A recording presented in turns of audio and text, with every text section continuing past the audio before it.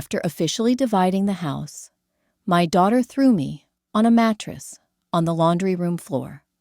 The washing machine finishes its spin cycle with a final groaning whine, shaking the walls like a distant thunderstorm.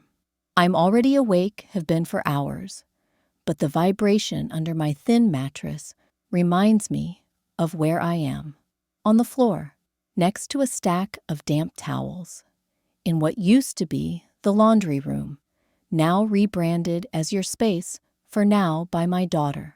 I'm 71 years old. My name is Dorothy, and I live or used to live in a 2-story house in Ohio that I helped pay off with my late husband Ronald. We bought it in 1986 after years of saving and sacrificing, raising our only child, Layla, inside these walls. I remember when she lost her first tooth in the kitchen, when we danced to Motown records in the living room, when we cried together on the back porch the night Ronald passed. Every corner of this house is filled with our lives, except now, none of that seems to matter. 3 months ago, I agreed, foolishly, to officially split ownership of the house with Layla. She and her husband insisted it was for estate clarity, and after much pressure, I signed the papers. "Nothing's going to change, Mom," she said at the time.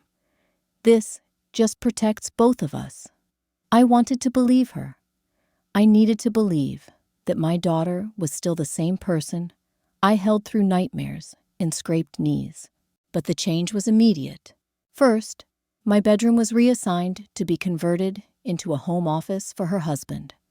Then came the quiet reshuffling of furniture. My clothes were boxed without ceremony. The door to the guest room was locked. And finally, the mattress, laid out in the laundry room beside the dryer sheets and cleaning supplies. No pillow, just a throw blanket and an apologetic shrug. I didn't yell. I didn't cry in front of her. I just nodded, as though this were all perfectly reasonable. Because when your own child treats you like an inconvenience, the worst thing you can do is show how deeply it hurts. At night, I listen to the hum of the refrigerator and the muffled laughter from the living room. They don't invite me to watch TV with them anymore. I used to make Layla tea every evening. She used to kiss my forehead, "Good night." Now she just says, "Good night, Mom," from a distance, barely glancing my way. I try not to ask myself the obvious questions, but they come anyway. When did I stop being her mother and start being a problem? When did she stop remembering who I am? How did a house I helped build become a place where I'm no longer welcome? Sometimes I think back to the first week after Ronald's funeral.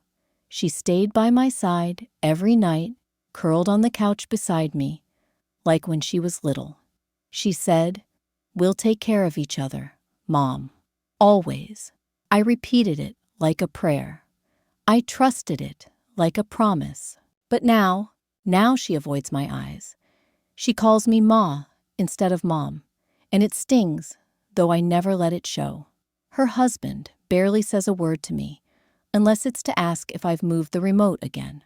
I don't leave the laundry room much, unless I have to. I take my meals after they do washing my plate in silence. I fold their laundry just to feel useful. I pick up after the dog even though it's not mine. I remind myself this is temporary, that something will change, that maybe one day she'll look at me and see her mother again, not a burden to be managed. But every morning I wake up on this floor, knees stiff and back aching, and I wonder if I'm slowly being erased in a house I once filled with love. No one throws you out all at once. They do it a little at a time. If you were in my shoes, how would you handle it? It's the little things that tell you you've become too much, not the mattress on the laundry room floor that was just the final stamp. No, it's subtler. It's when your name stops being called at the dinner table, when the thermostat is turned down a few degrees, and you're told to put on another sweater. When your soap in the bathroom disappears and no one admits to moving it. It's when silence becomes louder than words. The silence came slowly. First, Layla stopped asking how I slept.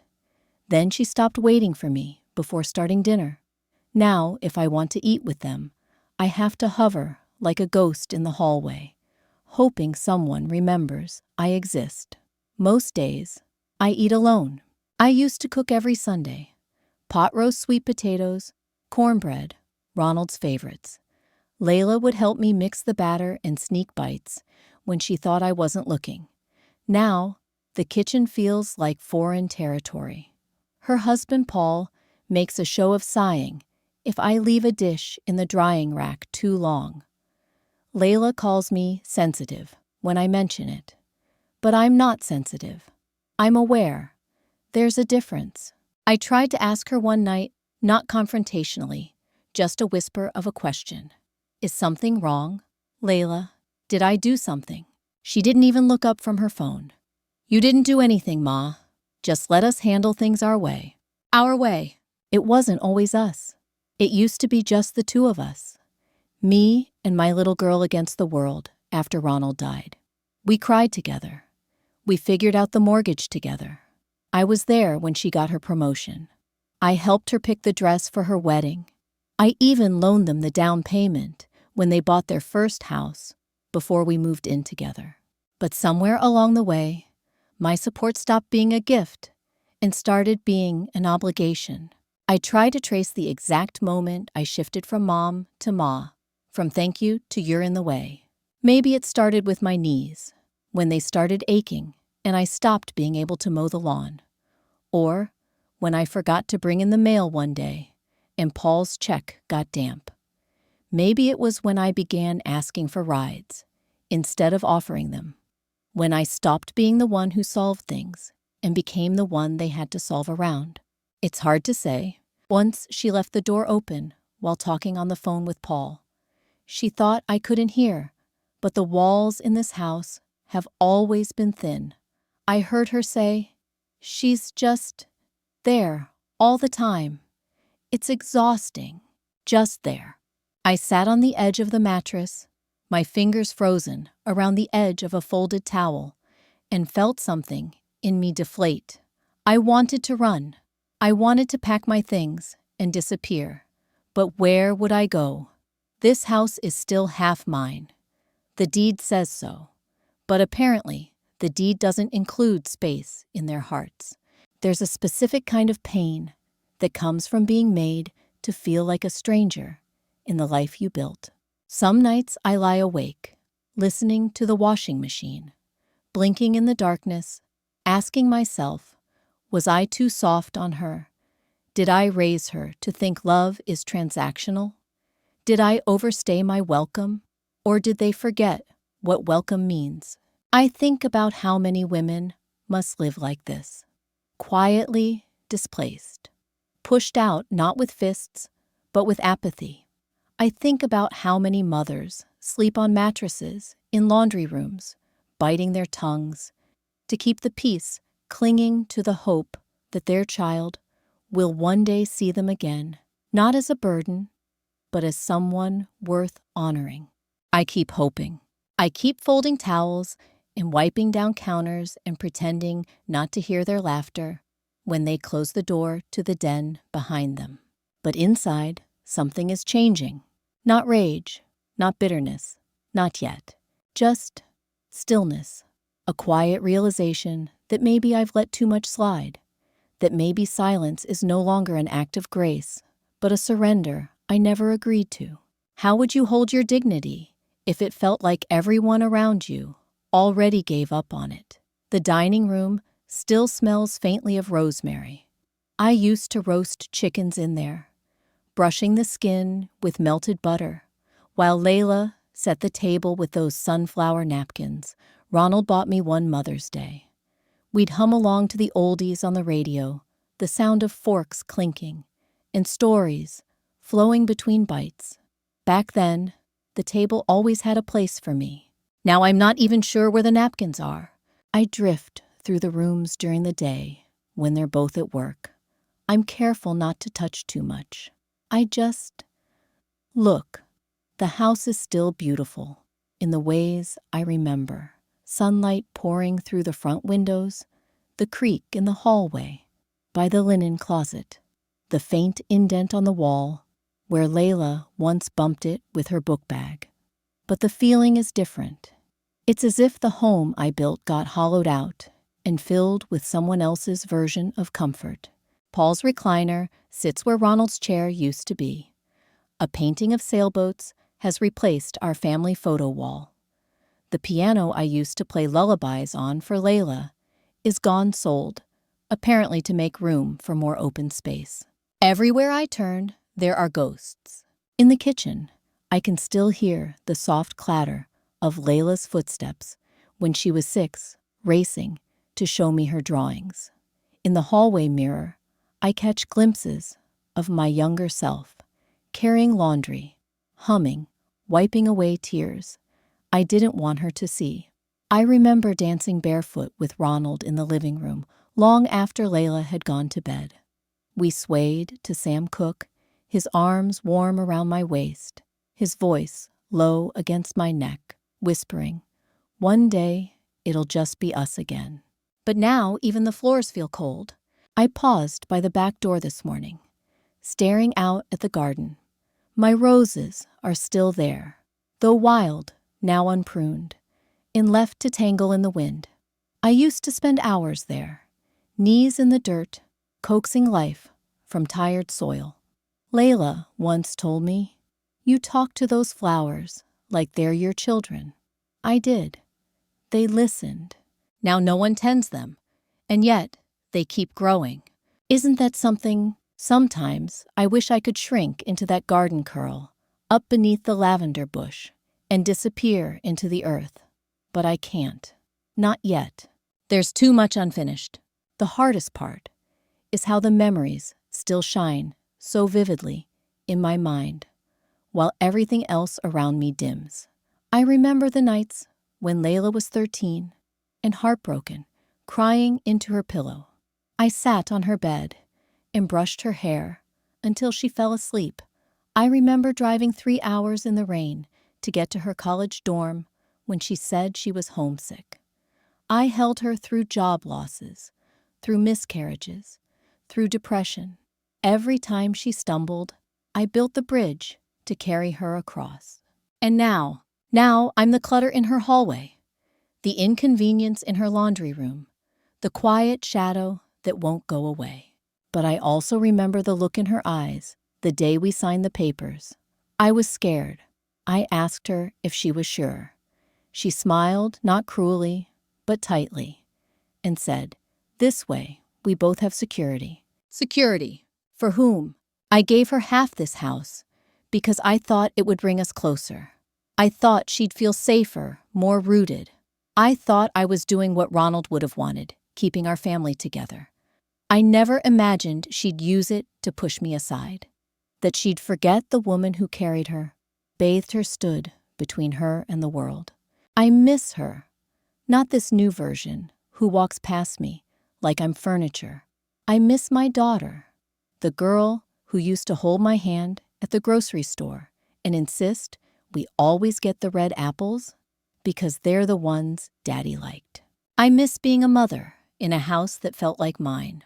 Some days, I wonder if this is just what getting old looks like, becoming smaller in people's lives until you vanish completely. But deep down, I don't think it has to be this way. I don't think love should shrink just because time has passed. And yet here I am, walking barefoot through a house that used to echo with laughter, now trying not to leave any footprints at all. Have you ever felt like a guest in your own home? The first time I heard it, I froze. Not because of the words, but because of the way they were said, sharp-edged, clipped, heavy with disdain. It wasn't Layla's voice. Not really. It was familiar in sound, but not in spirit. "You need to stop hovering, Ma. It makes everyone uncomfortable." Uncomfortable. That was the word. She stood at the top of the stairs, arms crossed, eyes hard, not angry, but cold, and for the first time, I saw a flash of someone else in her face. Trina, Paul's older sister. I met Trina years ago, during the wedding planning. Even then, something about her made me bristle. It wasn't what she said. It was how she looked at me, like I was a puzzle she didn't think was worth solving. Polite, but distant. Her compliments carried the kind of sweetness that curdles after it leaves the room. She's always been very direct, Layla once said, as if that explained everything. But direct wasn't the right word. Dismissive was more accurate. Dismissive in that sly, sugar-coated way, some women perfect after years of rehearsing. Trina had a way of talking that sounded like concern, but landed like judgment. "You let your mom live with you full-time," I overheard her say to Layla at the bridal shower. "You're more patient than I could ever be." My boundaries are sacred. I smiled politely that day. I played the gracious mother, the one who never asked too many questions. But it stayed with me, and I think it stayed with Layla too. Over the years, I started noticing small changes in how Layla spoke to me. The tone, the phrasing, the pauses where warmth used to be. It was like she was slipping into someone else's skin. Someone who valued neatness over nostalgia. Someone who thought kindness was something you rationed. Now she sounds more like Trina every day. I once asked Layla if Trina still visited. She shrugged. "Sometimes," she says, "I need to prioritize structure." Then she glanced at me, just for a second. "Not everything has to be a sentimental circus, Ma." That phrase hit harder than she realized. Sentimental circus? Is that what she thinks of me now? A woman clinging to memories like they're balloons at a party. No one else is attending. Trina never hid her opinions about aging parents. "It's not sustainable," she told Layla once loudly enough that I was meant to hear. "You can't live your life tiptoeing around someone else's nostalgia." And maybe that was the moment the seed was planted, the idea that I was something to be worked around, not included. There's a photograph in the upstairs hallway of Layla and Trina at the spa. Matching robes, cucumber slices on their eyes, big grins. It was taken last winter, right around the time Layla started talking about boundaries and redefining roles. Words I'd never heard her use before. Not until Trina. At first I tried to give her the benefit of the doubt.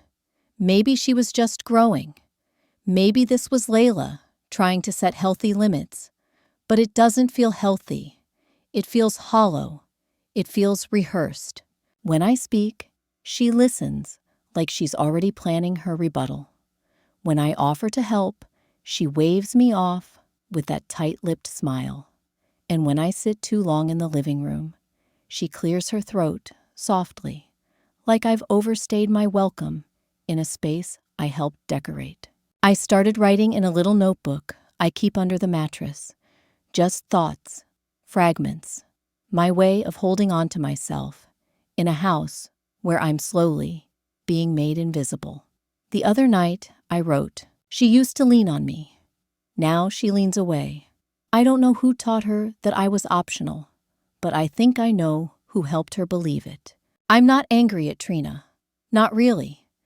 People like her live in a world of checklists and clean boundaries, where relationships are managed like budgets. What breaks my heart is that my daughter, is starting to live in that world too. Layla used to cry during sad movies.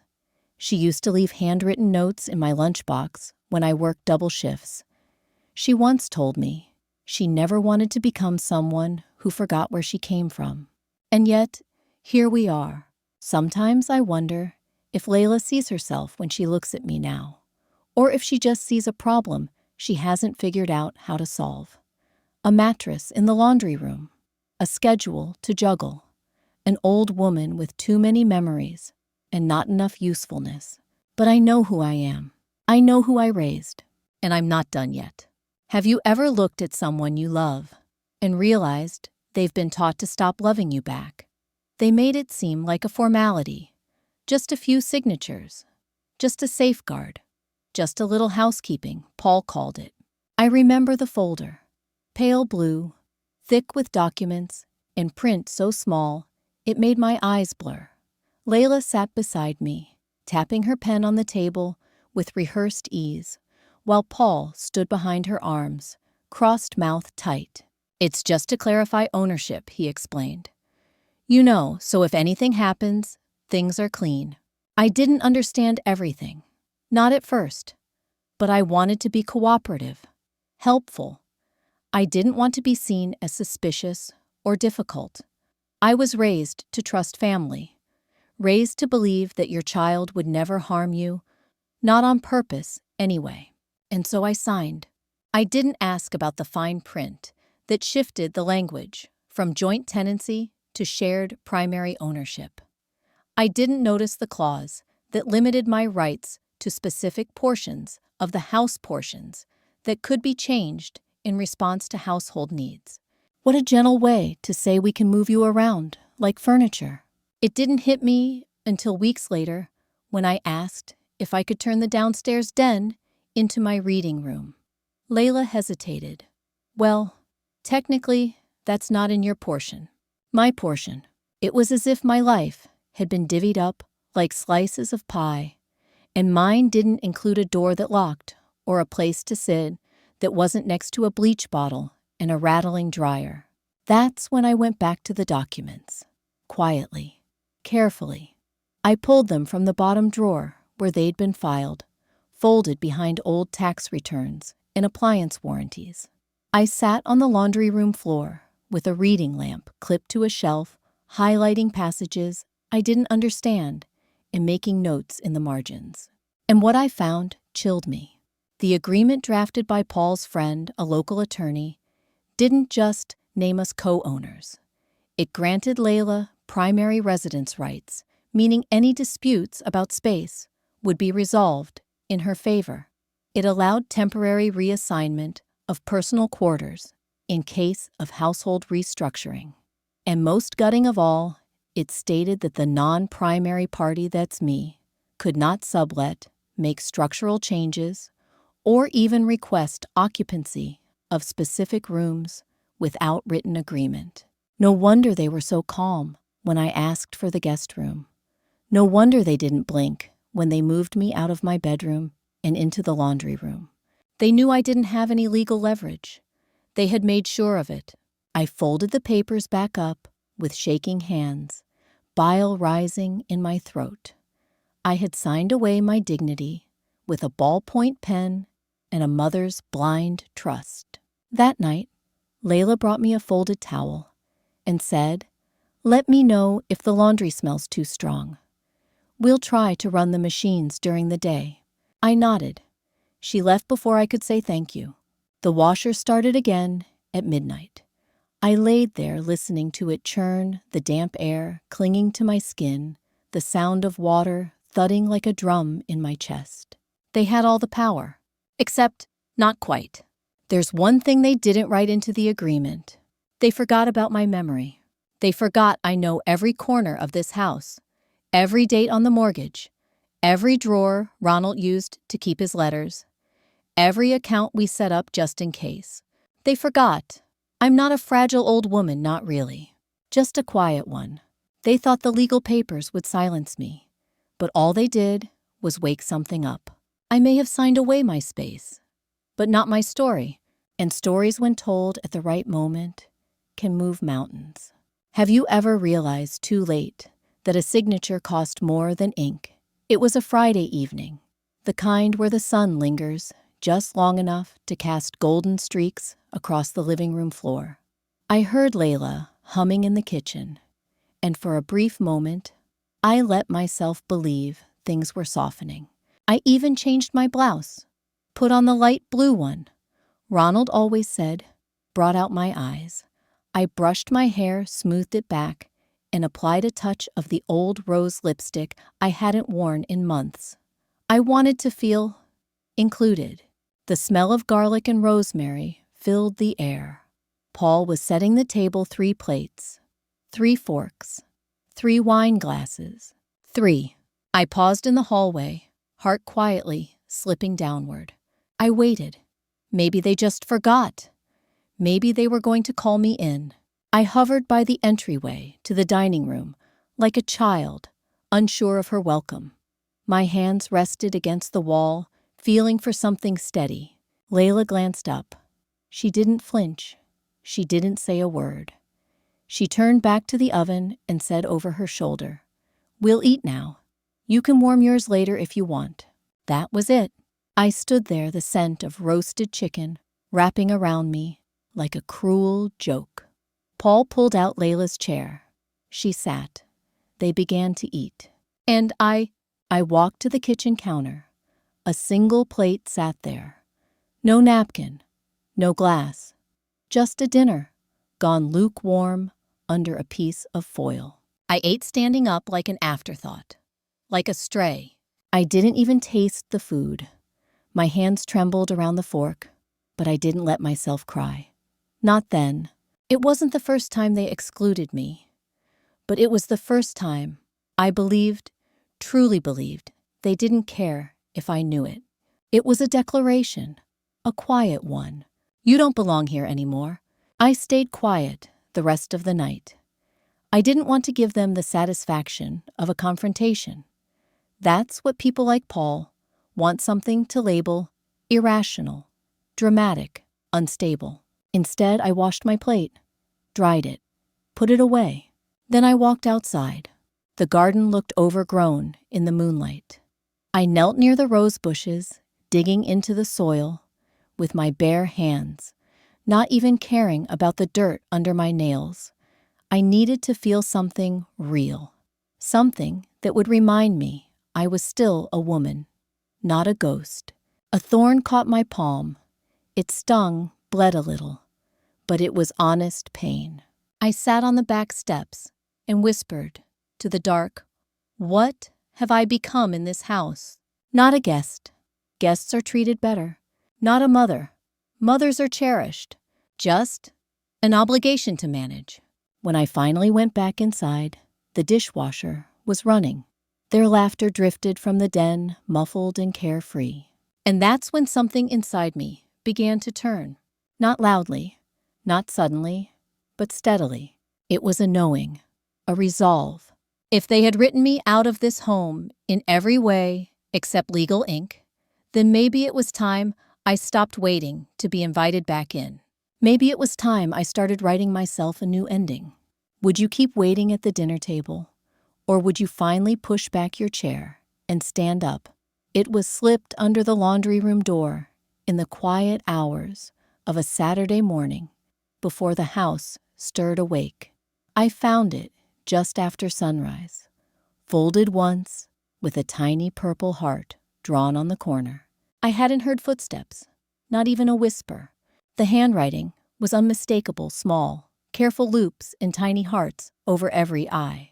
My granddaughter Ellie, 8 years old, quiet as a butterfly, but always watching. The note said, "Grandma, I'm sorry they're mean. I love you. I'll leave you another cookie later. Don't tell."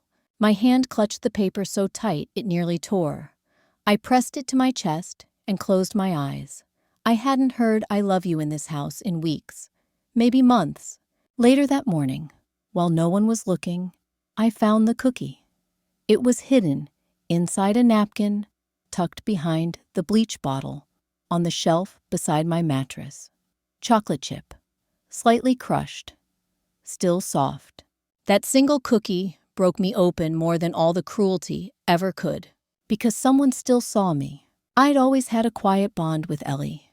She was one of those old soul children, the kind who ask serious questions and linger by your side without needing words. She used to climb into my lap during thunderstorms. We'd play cards at the kitchen table while Layla was out, and she'd ask me to braid her hair like the old movies. But lately, she'd grown cautious. Paul didn't like her getting too attached. Layla once said, "It's confusing when you're not really part of the daily routine." Not part of the routine. And yet, here she was sneaking cookies to her grandmother in the shadows.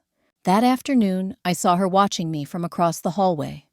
I gave her the smallest nod. She nodded back and vanished into her room. That one exchange gave me more comfort than anything Layla had offered in months. I began saving her notes. They came every few days. One had a drawing of a flower and said, "This is you." Another said, "You should have the guest room. It's not fair." Each note was folded like a secret, each one more dangerous than the last. If Paul or Layla found them, I didn't know how they'd react. But Ellie didn't seem scared, only quiet, cautious, determined. She reminded me of myself at her age. By the end of the week, I had a tiny collection, hidden in the lining of an old coat in the closet. Paper hearts, crayon sketches, and tiny confessions. She didn't have power in the legal sense, but she had the power of clarity, the ability to see what was right, even when the adults were twisting the story. Ellie hadn't been taught yet to dismiss me. She still remembered who I was, who I am, and that terrified me because I knew it wouldn't last. One day, she'd grow into the version of herself shaped by the people who raise her. She'd hear Paul's sighs, Layla's deflections. She'd learn without meaning to that kindness is inconvenient and that grandmothers belong in laundry rooms, unless I did something different, unless I showed her somehow that love doesn't have to shrink with age, that grace can fight back, that silence doesn't mean surrender. I started writing back, just once, a tiny slip of paper that said, "Thank you, baby. You remind me what love is." I left it in the page of a book I knew she was reading. It felt dangerous, rebellious, sacred, and in that moment, I wasn't just surviving in the laundry room. I was fighting gently, softly, with cookies and paper and the truth. Sometimes the most important resistance is quiet. Have you ever had someone small remind you of who you really are? It was one of those bitter mornings where the cold seems to settle in your bones before your eyes even open. The washer had leaked overnight, leaving a slick patch of water near the edge of my mattress. My socks were soaked before I took my first step. I didn't cry. I didn't curse. I just sat on the edge of the mattress, dripping slightly, and stared at the ceiling. Then I got up, not out of anger, but because something inside me had shifted. A stillness that wasn't surrender. A voice that said, "You've been quiet long enough." I wrapped myself in my old cardigan and padded upstairs. They weren't home. Paul at work, Layla running errands, Ellie at school. It was the only time the house felt like mine again. I made my way to the attic. The door creaked louder than I remembered, and the stairs protested under my weight. But the air was thick with dust, in memory, just as I left it. In the corner, buried beneath Christmas ornaments and forgotten moving boxes, was the cedar chest. Ronald built it the year Layla turned 5. I remember the smell of sawdust and varnish, the way he ran his fingers along the edge, like he was tracing something holy. "This is where we'll keep our real treasures," he told me. It hadn't been opened in years. I pulled back the lid and felt the scent of time rush out old linen cedar wood, something like dried roses. Inside were all the pieces of our life I had tried not to think about. Ronald's Army discharge papers, our wedding album slightly warped from age, a bundle of Layla's baby clothes, still soft with forgotten sweetness, the letter she wrote me in 3rd grade that said, "You are my favorite person in the whole world." I pressed that one to my chest. I almost couldn't breathe, and then tucked beneath a layer of yellowed newspaper, I found it. An envelope, heavy, cream-colored, sealed with a gold sticker shaped like a compass. I recognized Ronald's handwriting before I even turned it over. "To Dorothy, if you ever feel lost." My throat closed. My knees buckled. I sank onto the attic floor with the envelope in my lap, staring at it like it might disappear if I blinked too hard. He wrote this for me. Not when we were young, not newlyweds. This was older handwriting, shaky, careful. It must have been from the year before he died. The year he kept saying he was tying up loose ends. I broke the seal with fingers that barely felt like my own. Inside was a letter, 5 pages long. I couldn't read it all at once. My eyes blurred too fast. My breath came too shallow. But the beginning was clear. If you're reading this, it means something has gone wrong. Not with you, my love, but with the people around you. I set the letter in my lap, folded my hands, and closed my eyes. The house around me was cold, dusty. But in that moment, I felt Ronald's arms around me, like a blanket I hadn't realized I still needed. He knew. He knew they might try to erase me. He knew Layla might one day forget who she was raised by. And he had left me this breadcrumb, this map. That cedar chest didn't just hold memories. It held a key. And I wasn't going to leave it unopened.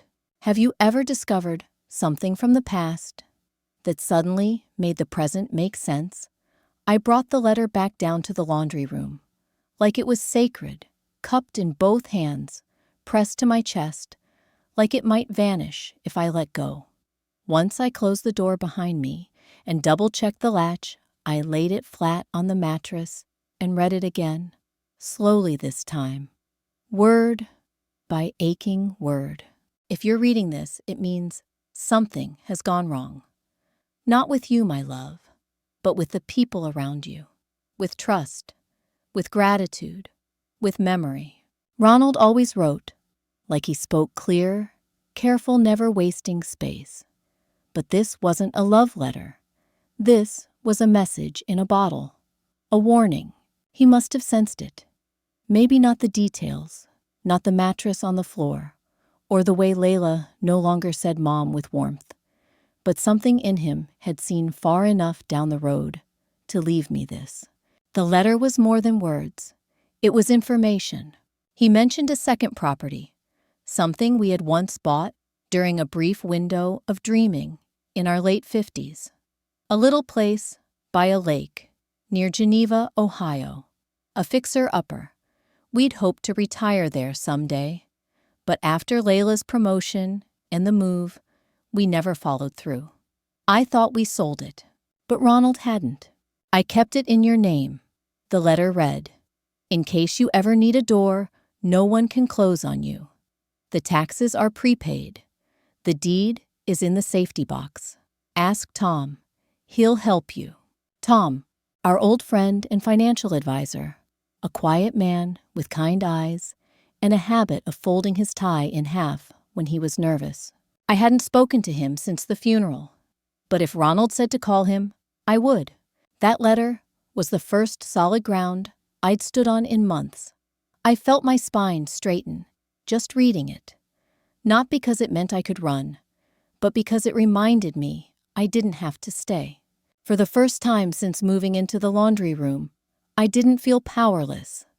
I felt anchored. That night, I wrote my own letter. Not to Layla, not yet. To myself. Just a few lines scribbled on the back of an old grocery list. You were a mother, a wife, a woman with a full table and a full heart. You still are. Do not shrink for anyone. I tucked Ronald's letter into the lining of my coat, right behind Ellie's notes. My little growing archive of truth, of who I was before this house forgot. Then I pulled out the worn tin box I kept beneath the mattress. Inside it were old stamps, a few folded bills, a key to a storage locker I hadn't touched in years, and the business card Tom gave Ronald at their last meeting. It was creased at the edges, the ink slightly smudged, but the number was still readable. I didn't call right away. I waited, not out of fear, but to feel the weight of the moment. This wasn't just about reclaiming a house or securing a place to sleep. It was about remembering that I had agency, that I was still someone with choices, someone whose life didn't begin and end with the approval of a child I once carried. So I sat at the little metal desk near the washer and picked up the phone. Tom, it's Dorothy. I paused, my voice wavering just slightly. "I'm ready to open the box." Ronald left. There was silence, then a soft, surprised breath on the other end. "I've been waiting for this call," he said. Waiting. Not everyone had forgotten me. Not everyone assumed I was gone. Have you ever felt a spark return to your soul after nearly believing it had gone out? Tom met me at the Library Cafe downtown, just off Main Street, where the world still smelled like books and hope. I wore my good coat, the gray wool one with the faded lining, and took the bus early to avoid Layla's questions. I told her I was going to the senior center for bingo. She didn't look up from her phone. The truth felt like a seed I couldn't plant just yet. When I saw Tom, his smile hadn't changed. Gentle, unsure, like he was always afraid of saying too much or not enough. He stood when I approached his hands, tucked neatly into his coat sleeves, like he wasn't sure whether to hug me or offer a handshake. "I brought it," he said softly, patting the worn leather satchel beside him. He slid a safety deposit box envelope across the table like it was made of glass. "I followed Ronald's instructions to the letter. He made me promise not to mention it unless you came to me first. Said you'd know when the time was right." I swallowed back a wave of something too large to name. Inside the envelope was a crisp copy of the deed to the lake property tucked behind a notarized letter, declaring full ownership in my name, along with a key, a small silver key with a faded red ribbon still tied to it. Tom pulled out a folder open to a page with account details. A small fund, modest but untouched, enough to get me out, enough to start again. He called it the Get Back Up Fund. Of course he did. I blinked hard. My eyes burned, but I didn't let the tears fall. "Not here, not yet." "Does Layla know about any of this?" I asked. Tom shook his head. "He kept it private. For you only." He worried. Well, he worried this might happen. This, me sitting in a laundry room while people I raised and fed decided when and where I could exist. "He told me to remind you," Tom continued, lowering his voice, "that you don't have to ask permission to live with dignity." That line broke something in me quietly, beautifully. I nodded, tucking the documents back into my purse with careful, trembling hands. The cafe around us hummed with soft clinks of coffee cups and page turns. But to me, it felt like a church, like a place where truth had finally been spoken after months of suffocating silence. We didn't talk long. I didn't want to draw attention. Tom offered to help more, said he could arrange transport, storage, even a moving company if I needed it. I declined, not because I didn't need help, but because I needed to do this part on my own. I asked him to hold on to a copy of the deed in case anything happened. He agreed. "Dorothy," he said, as I stood to leave whatever they've done, "you still get to decide how this ends." Those words echoed in my chest the whole ride home. Layla didn't notice when I slipped back in. Paul was in the garage. Ellie was playing in her room. I went straight to the laundry room and carefully tucked the key and deed behind the lining of my suitcase. I sat on the mattress and exhaled for what felt like the first time in weeks. I had a key, a place, a fund, and most importantly, I had a plan. I didn't need a confrontation. I didn't need shouting or slamming doors. I just needed to remember who I was before they decided I was nobody. Would you ask for help if it meant reclaiming your dignity, even if it came years too late? It began with small shifts, not bold moves, not yet just tiny acts of reclamation. The first thing I did was take my tea in the living room. I waited until the house was empty, made myself a hot cup of chamomile, and sat in the recliner, Paul favored like a throne. I didn't ask. I didn't hover. I just sat. My hands trembled around the mug at first, but when I closed my eyes, I could still hear Ronald's voice. "This is your home, too, Dorothy." So I sat there for a full hour. I watched the trees sway outside the window, and I remembered what it felt like to belong. The second shift came a few days later. I started doing my laundry during the daytime, their hours. I no longer waited until everyone had gone to bed to run a cycle. Paul said nothing the first time. The second time, he raised an eyebrow. I looked him in the eye and said, "If you need something washed, you're welcome to add it in." He didn't. The third shift, I began locking the laundry room door. It was flimsy, an old twist-style knob with no key, but it made a statement. If they needed something, they'd have to knock. And that knock came faster than I expected. Ma Layla called one morning. "Do you have Ellie's dance tights in there?"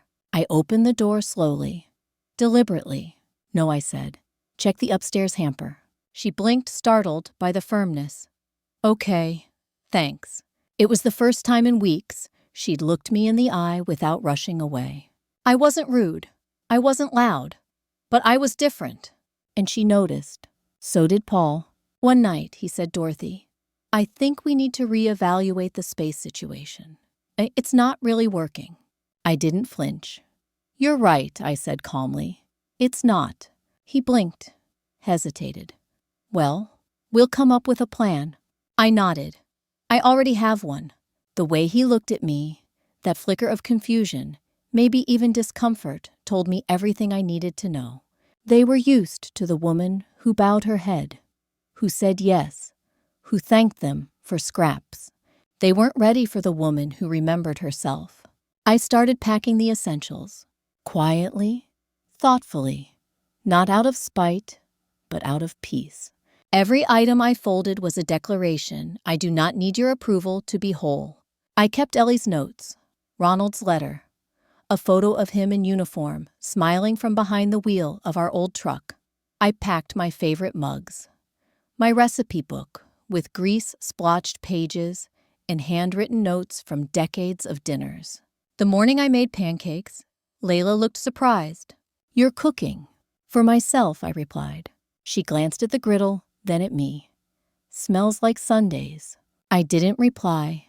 She lingered for a moment, as if trying to find something soft in the silence between us. But I didn't offer it. Not yet. Power doesn't always arrive with shouting. Sometimes it comes quietly in a woman standing tall after months of sleeping on the floor. Sometimes it's in her eyes, clear, unafraid, no longer waiting for someone else to define her place. I am not powerless, and I am not staying. Have you ever realized that the moment you stopped asking for permission was the moment you became free? It was a Tuesday, overcast, not raining yet, but the sky was low and heavy, like it knew something was coming. I woke up before dawn, before the hum of the house began, before Ellie's alarm or the grind of the coffee maker. I lay there for a long moment, looking up at the ceiling I'd come to memorize. Water stain in the corner flickering bulb, the dull outline of a vent that never worked. And then, without rush, I got up. I folded the mattress one last time, set it against the wall like a piece of discarded furniture.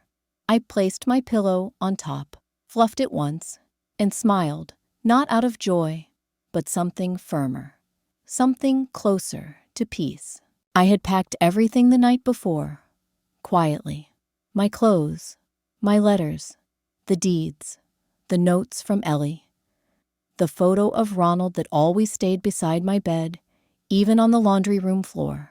I wore my good shoes, the ones I'd kept polished even when no one saw me, the ones Ronald called my start-over shoes. I didn't tell anyone I was leaving, not Layla, not Paul, not even Ellie, because I didn't want a scene. I didn't need their permission, and I certainly didn't want their performance of regret. I walked to the curb with my suitcase rolling behind me and waited for the lift. The driver pulled up a young man with sleepy eyes and music low on the radio. He opened the trunk without asking questions. I climbed in and looked back just once. The house stood still, dim porch light flickering, A place that used to hold my life, now holding only silence and tension.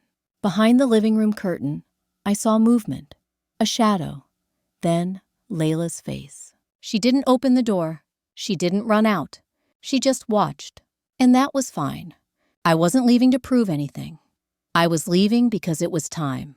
When we pulled away from the curb, I didn't cry. I didn't flinch. I sat up straight and folded my hands in my lap. We drove for an hour and a half, through sleepy towns and winding back roads, until we reached the little lake house. The key slid into the lock like it had been waiting.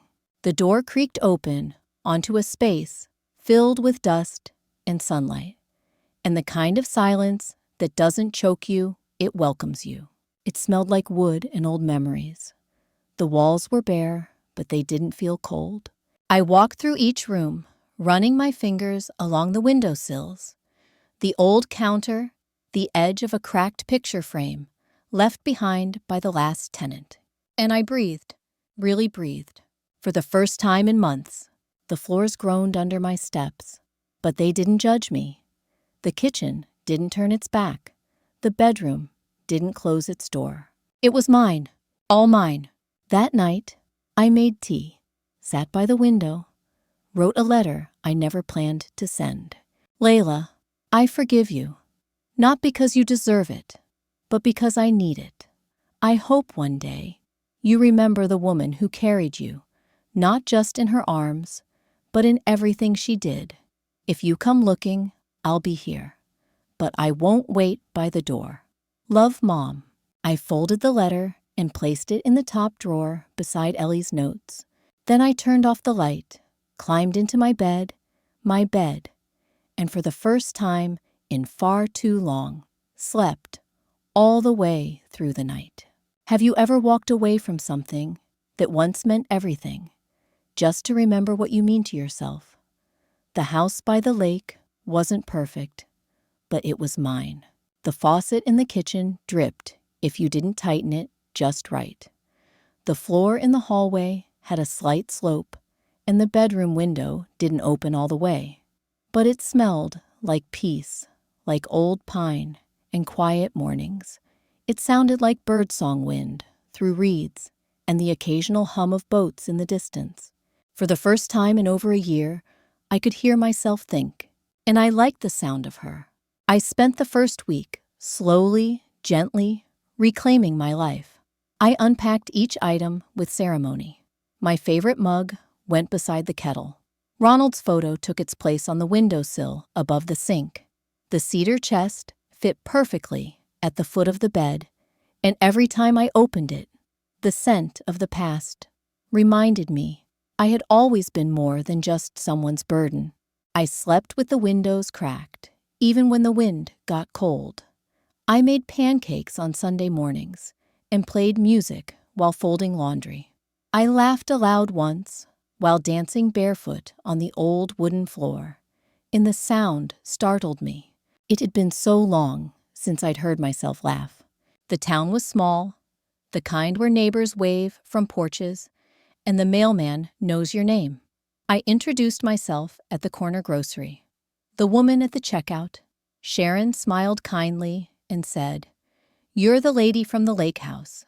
I used to see your husband around years ago. Welcome home, welcome home." No one had said that to me in ages. I blinked and nodded. "Thank you," I said. "I think I've been away too long." I bought myself fresh flowers every week. Nothing fancy, just daisies, or baby's breath, enough to place in a chipped glass vase on the windowsill. They caught the morning light just right. Ronald would have liked that. There were no rules here, no waiting to ask permission, no half-set tables, no eyes full of judgment watching my every move. Only the gentle rhythm of my own breath, steady and earned. I started writing again. Not just letters or lists, but pages, memories, thoughts, what I'd been through, what I wished I'd said, what I hoped Ellie would remember. Sometimes I imagined her here, braiding her hair on the porch swing toes curled under her, as I told her the stories of her mother, before the sharpness took over. I imagined us laughing, her asking questions, me showing her how to bake from scratch. I didn't know if that would ever happen, but the imagining brought comfort. Then one morning, as the lake mist hovered low and the sun spilled over the water like honey, I received a letter, postmarked from my old town. No return name. Inside, on plain white paper, were just 5 words, handwritten. "Are you safe and happy?" It wasn't signed, but I didn't need a signature. I knew it was her, Ellie. She had found a way. My hand trembled as I folded the letter again and pressed it to my chest. And for the first time in a long time, I let myself weep. Not from sorrow, but from something else. Something closer to hope. I wrote back, of course. I didn't give my address, just a P.O. box in town. I told her I was okay, that I was warm, that I was healing. I told her I loved her, and that love doesn't disappear, even when people do. The letter went out the next day. I tucked a dried daisy inside, because even if I never saw her again, I wanted her to know her grandmother had found her place again, a place with her name on it. Have you ever stepped into a space that didn't just shelter you, but reminded you that you belong? It had been 2 months of silence. Then, one afternoon, as the sun dipped low and turned the lake to liquid gold, there was a knock at the door. Not the postman, not Sharon from the store. It was too hesitant, too heavy. I opened the door slowly, my hand wrapped gently around the knob, and there she was, Layla, standing on my porch with wind-tossed hair and a face I hadn't seen in its raw form in years. No makeup, no mask, no pretense, just my daughter. She didn't speak right away. Her eyes scanned the porch, the flower pots, the faded blue trim Ronald and I had painted ourselves. "I didn't know this place still existed," she said. Finally, voice, soft and unsure. "It does," I answered. "So do I." Her mouth quivered at that. She stepped forward, then paused again. I didn't know how to find you." I tilted my head. Ellie knew. That brought the first crack of emotion to her face. Her lips parted, but no sound came. She looked like a child, again lost, ashamed, standing in front of a truth too large to hide behind. "May I come in?" she asked. I stepped back, not out of obligation, not out of softness, but because I was strong enough now to decide who crossed my threshold. She entered the house slowly, like she was afraid it would vanish if she moved too fast. She looked around at the vase of daisies, at Ronald's photo, at the stack of books beside my chair. Her fingers lingered on the edge of the kitchen counter. "It's beautiful here," she murmured. I didn't answer. Not right away.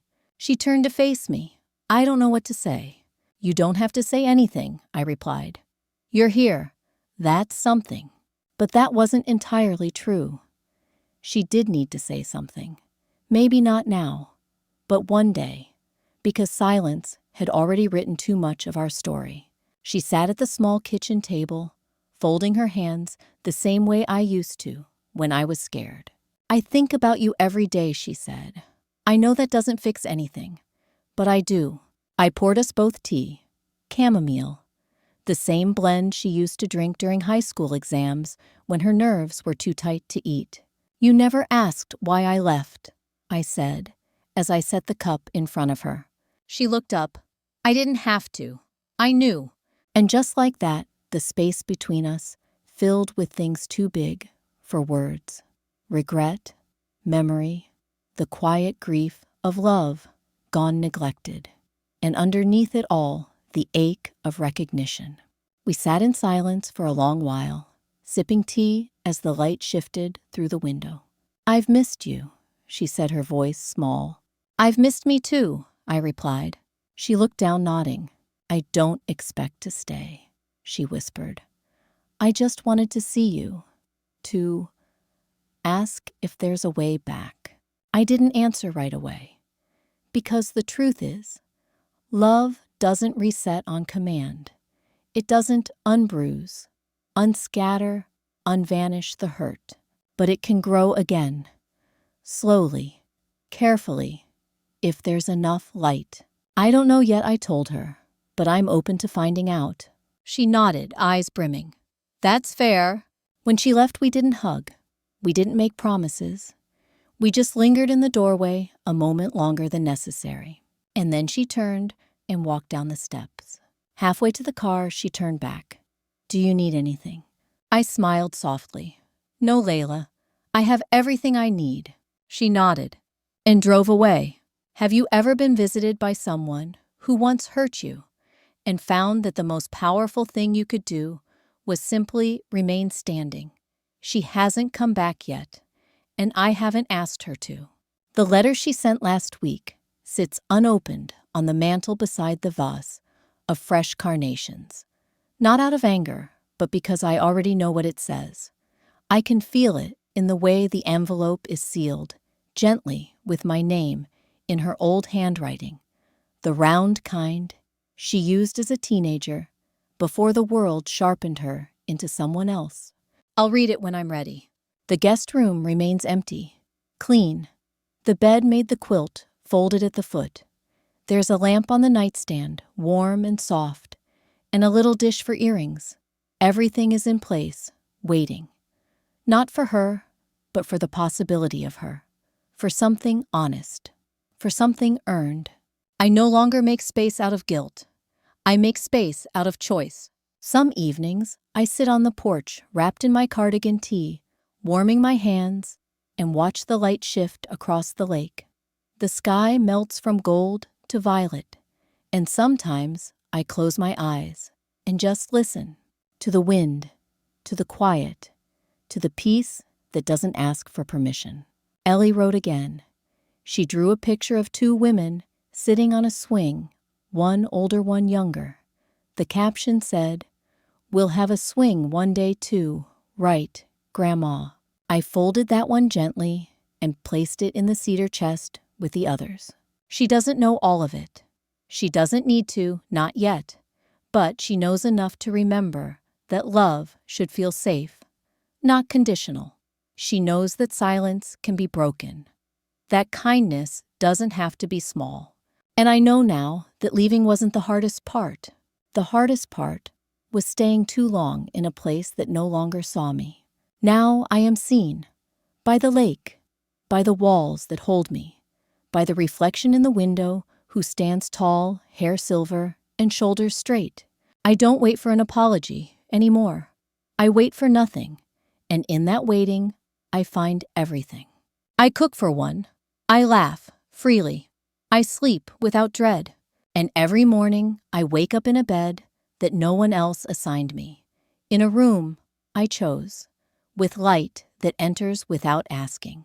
Have you ever found power in not being needed, but simply being whole? The wind rises off the lake gently. Tonight, stirring the curtains like a lullaby, I sit with my tea, cooling between my palms, watching the last of the light slip behind the trees.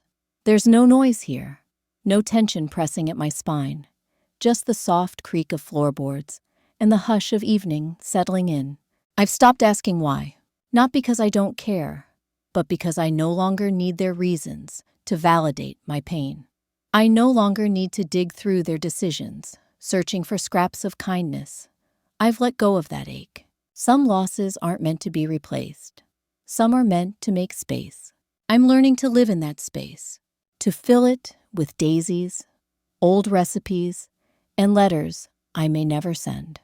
I don't know if Layla will return. I don't know if Ellie will remember this place when she's older, but I hope she does. I hope she remembers that her grandmother left not in anger, but in love, love for herself, for the woman she used to be, for the peace she finally claimed. And I hope when Ellie faces her own crossroads, one day she'll hear my voice in the quiet. You're allowed to choose yourself. The lake is still now, the sky deep blue. A single star peeks through the veil of clouds. I take a breath. I am not waiting. I am resting. I am whole.